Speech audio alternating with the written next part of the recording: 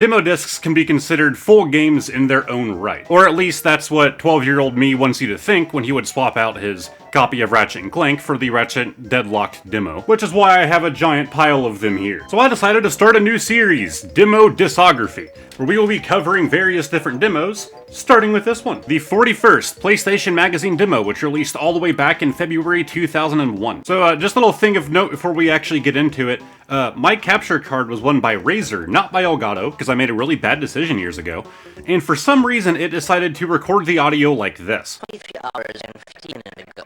What does mean? But luckily the audio doesn't really matter for a majority of this video. So PlayStation Magazine's 41st demo disc starts us off with a pretty trippy AntiDrug video. Specifically, the What's Your AntiDrug campaign. I suppose this campaign did pretty well, because I found an updated document written up on it in 2019. This consists of a pretty short description of the campaign, then 5.5 of the 8 pages is some artwork that teachers across New Jersey force their students to draw. Because having kids physically interact with the world of illegal drugs will obviously keep them away from those pokey needles. But who cares about not doing heroin? I'm just here for the demos. Sony treats us with an animation of a giant flying mechanical fish destroying a small military. Then, we enter the fish and see that it's being powered by a demo of Cole Porter's 2001. Makes sense. This demo starts out by showing us a diagram of our controls and refuses to elaborate with an actual tutorial. If you've played any Cole Porter's game, then you've played the demo for Cole Porter's 2001. It played exactly how I expected, which is honestly kind of a letdown. My first run through the short demo was pretty boring, but after getting a grasp of my controls, I read more of the boot up diagram so I can start doing actual tricks. This definitely made it more fun, but just watch this clip uploaded to YouTube by VDL and see if you can spot an issue.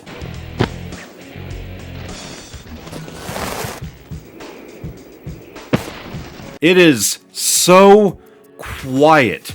Obviously, I couldn't use my own footage for this because of the previously mentioned recording issue, but I can only assume that the audio department wasn't quite done when this demo was sent out, because the sterile feeling it gave, mixed with the basic, I'm releasing 2 years after Tony Hawk's Pro Skater, really makes me wonder if anyone played this demo and rushed to go buy a copy. If I had this demo disc as a kid, I would probably pop it in a few times to learn some new tricks, but I certainly wouldn't be begging my parents to pick up a copy of this over Pro Skater. Now, Cole Porter's 2 on the other hand. So our next demo is for Spyro Year of the Dragon. I loved these games as a kid, and while I did play the Reignited trilogy, I wasn't prepared for this demo's hardest challenge. Overcoming the controls. D-pad movement, no up and down camera controls, and left and right camera controls are locked to L2 and R2. You can't blame the game, this is just what we were used to back in 2000, back before PlayStation added joysticks to their controller with the release of the DualShock.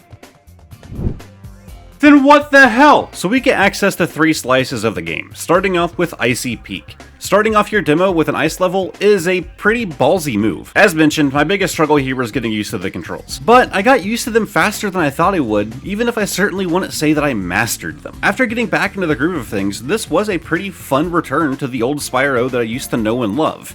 Too bad it was cut short when I paused the game to take some notes because, you know, I'm making a video on this, and it decided to back out to the main menu shortly after. I guess this is a timed demo with an invisible, unpausable timer. So the second slice of this demo is Sub Chase.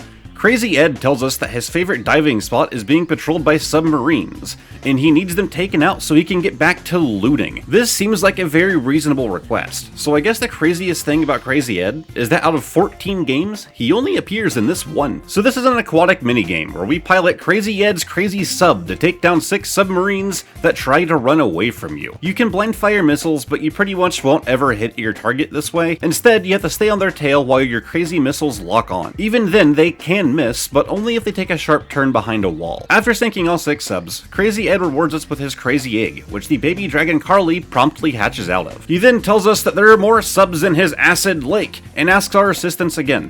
Hold on. This is the first time that he is telling us this.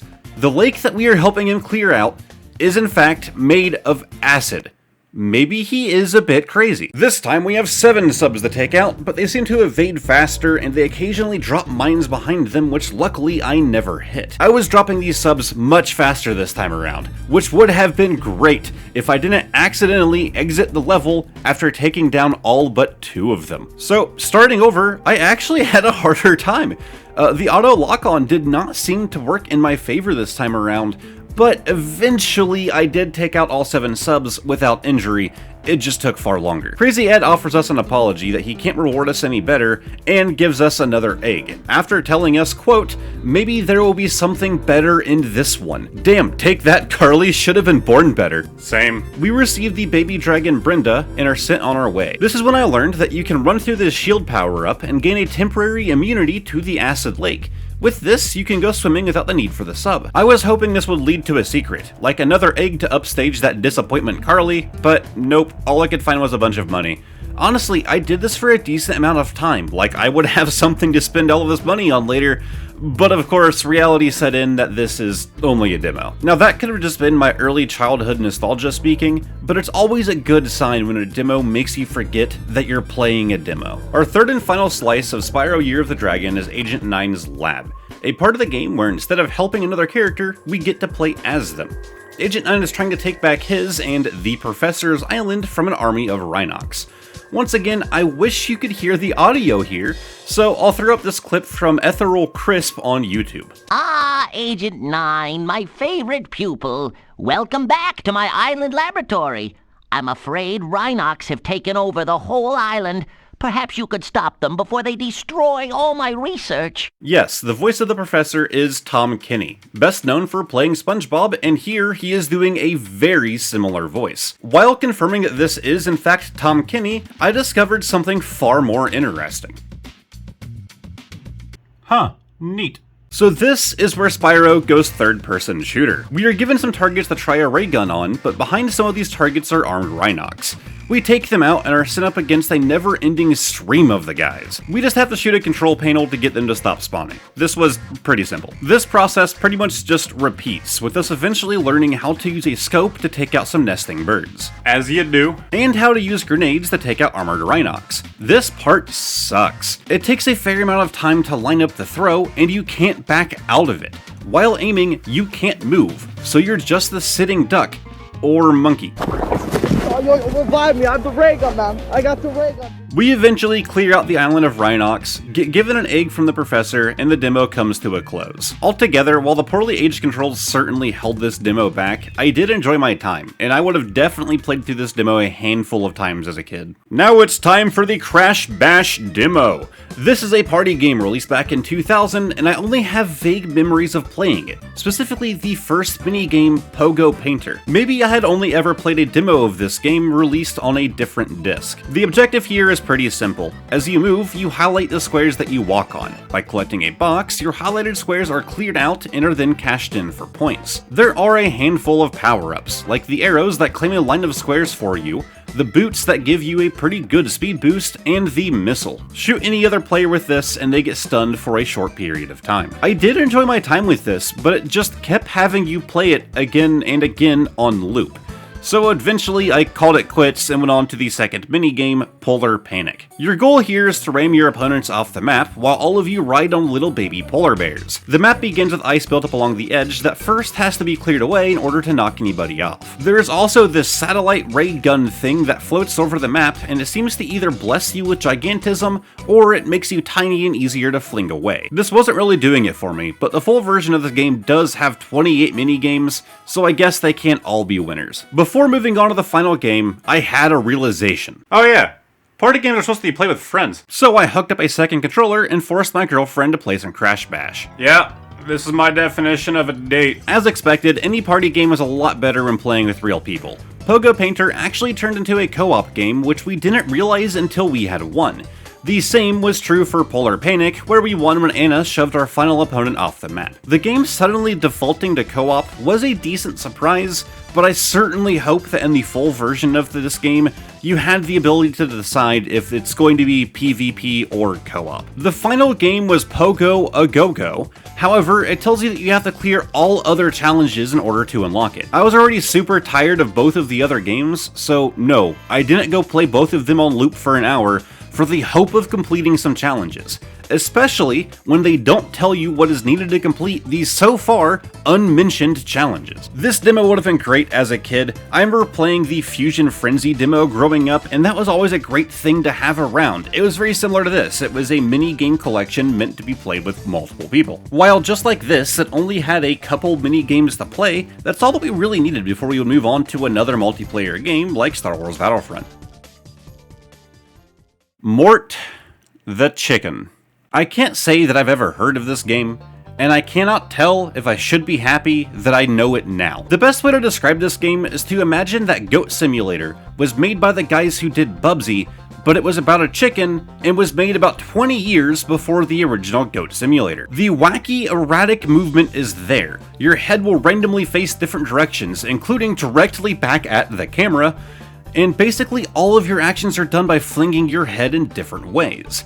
The objective is to rescue the baby chicks from around the map and avoid the cubes that steal them away from you. As you take damage, the kernels will start to be stripped off of your corn. You must find more corn and peck away at it in order to heal. The performance of this game on the PlayStation 1, along with the pretty poor controls, led to me quitting out. I really wanted to like this game. It had an honestly pretty funny intro cinematic, and I love the goofy concept, but it just wasn't fun to play. Cold Wars 2 on the other hand. I both understand why IGN gave this game a 2.5 out of 10 and why 95% of Google users liked this game from just playing this demo. I am very tempted to pick up a copy of the full game just to see if it plays better, if they improved the performance, because maybe then I could actually enjoy this. So I guess in the end, the demo did what it was supposed to. It made you want to pick up a copy, but I don't know if this really qualifies. Next up is You Don't Know Jack 2 by the same guys who are still making Jackbox games today. As much as I like Jackbox, I don't think I'll be adding the full version of this game to my collection. No, the game certainly isn't bad.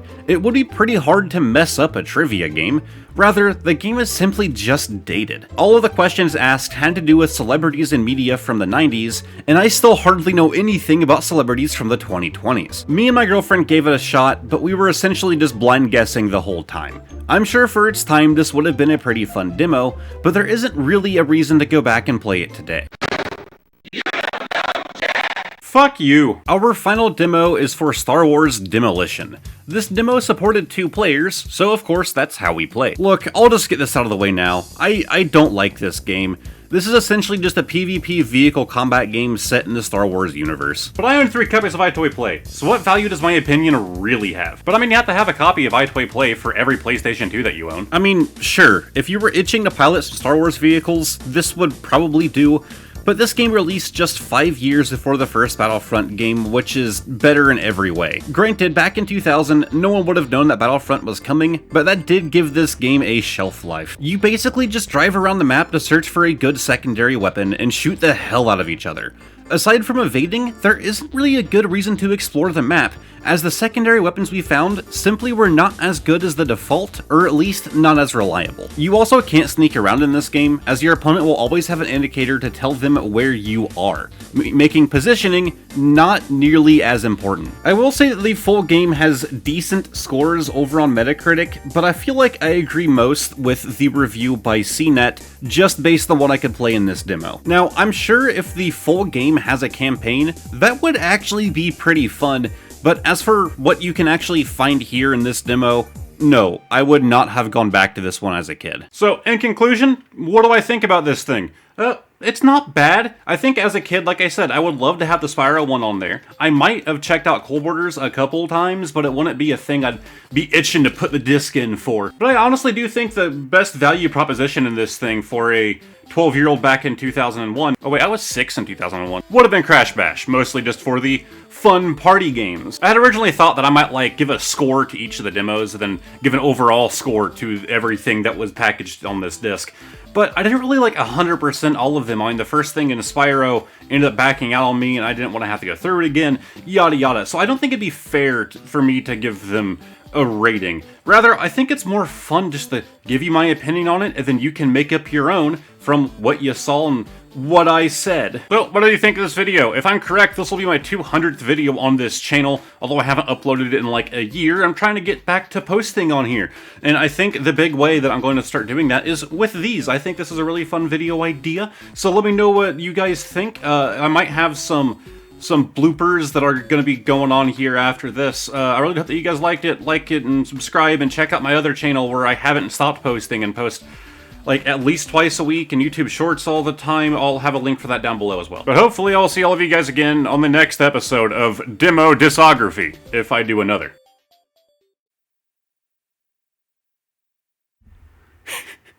Audio. Hair look fucked up enough? Maybe? God, it's so hot in this room. Pretending to be a recovering heroin addict is kind of easier. Too bad it's my ears that are itchy for some reason and not my neck. Gotta make sure your beat up copy of Horrors 2 is nice and straightened in the case. Now, Cold Borders 2, on the other hand, trying to get like a little bit of crazy eye, but not like full on heroin addicted crazy They're like eye. slightly up. Then what the hell? Well, I started off like this. Then what the hell? Was the phone visible? No. Oh, fuck. The first one, the phone was visible. The second two, it was not. Is it visible here? Yeah. Then what the hell? Same. What's that movie we watched where they're like trying to pretend to be human? I feel like that's what I'm doing. No, remember. It has to do with cuckoo bird. Finally, a use for the switch gun. Fuck you. Fuck you. I'm trying to keep yelling that. Fuck you. In case this is included as like bloopers at the end, for context to the viewers, our downstairs neighbor just moved out, and so like our landlord's people are right beneath us right now. Like I can hear them moving around and working, and I'm just yelling, "Fuck you." I don't want to lose this apartment. You could always do the whole like one in one hand, two in the other, go like that. This is starting to hurt my hand to hold them like this for this long. Try holding two in one hand and one in the other, and like bring it up if you're wanting movement. And you can see if that. That's not the worst idea. But you could always try like that, like on either side. But I own 3 copies of iToy Play, so what value does my opinion really have? So is that it? Yeah. That's all? Yeah, that's all you have listed. Yes! Now hopefully we'll end up with a decent, somewhat cohesive video.